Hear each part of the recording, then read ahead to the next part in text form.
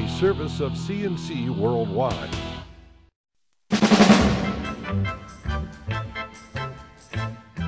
The Daily is a service of CNC News and Jib Jab Greetings. I'm Bud Lowell. AccuWeather forecast is right across the top of every CNC local news page. There is a New York State budget deal between Governor Cuomo and the leadership of the New York State Senate and Assembly. The deal was, per New York tradition, reached behind closed doors. Agree with that or not, it does mean a third straight on-time budget. As Governor Cuomo wanted, it boosts state spending by less than 2%. It does include raising the state minimum wage to $9 an hour in stages between now and 2016.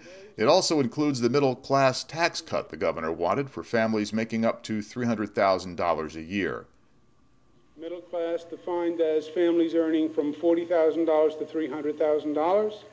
The tax cut will be $350 per family with children.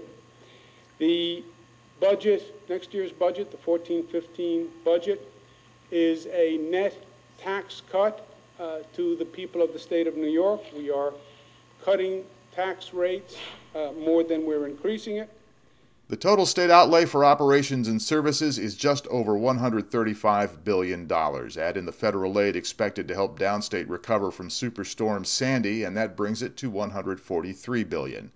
All four leaders, the governor, Assembly Speaker Sheldon Silver, Senator Dean Skelos, and Senator Jeff Kline, did a late-night press conference carried live on the internet.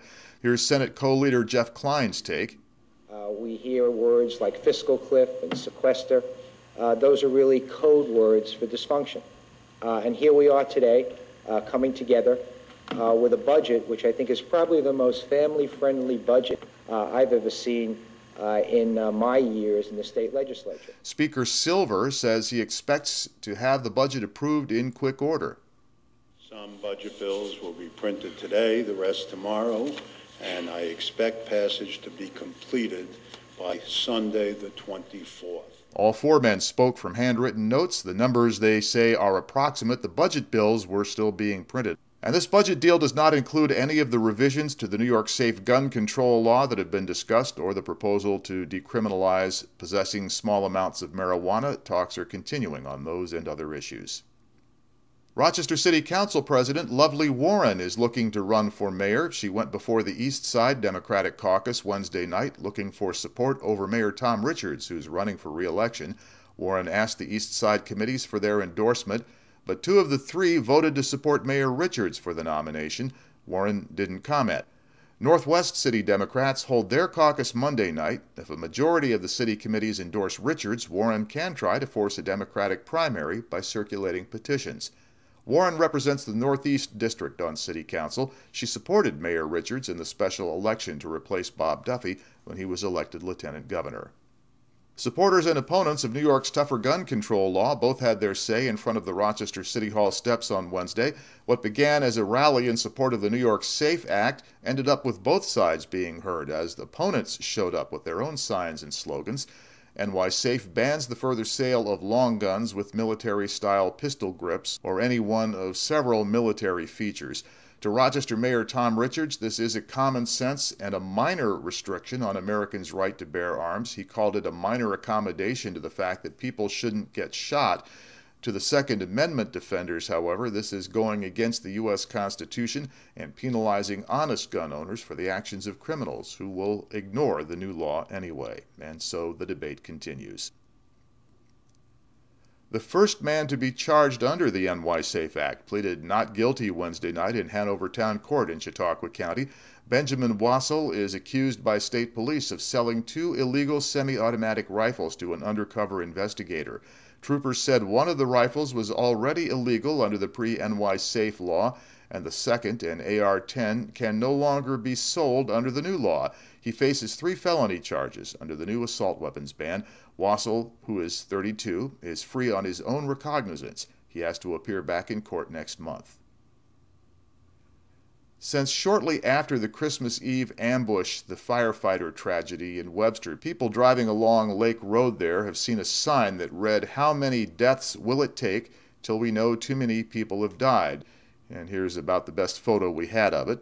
That sign is now covered with a tarp while the man who put it up tries to work out a compromise with the town. Paul Libera put the sign up in January on the site of one of the burned houses. Eventually, the town told him to remove it, but compromised on him covering it. The town has asked Libera to contact the neighbors about the meaning of the sign and ask what they think. He's in the process of doing that. The sign stands in the middle of that burned-out area where the gunman set fire to his house, then shot down the West Webster firefighters who responded.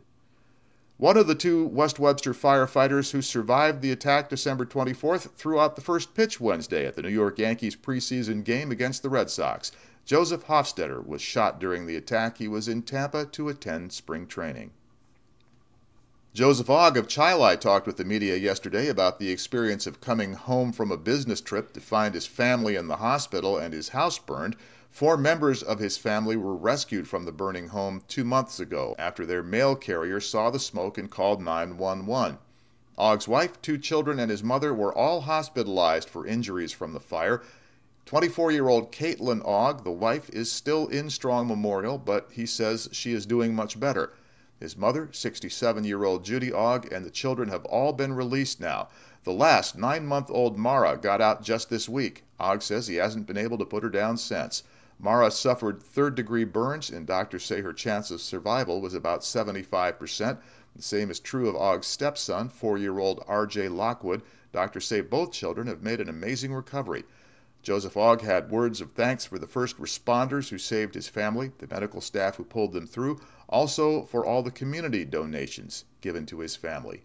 And there's still no word on what started that fire. To the left of the player window are links to these and other stories. At the bottom of the page in the gray bar, links you can use to post news and information directly to us. We'd like to hear what you know and what you've seen, so please do share it with us. Next news is as it happens. Updates are as necessary. I'm Bud Lowell, CNC News.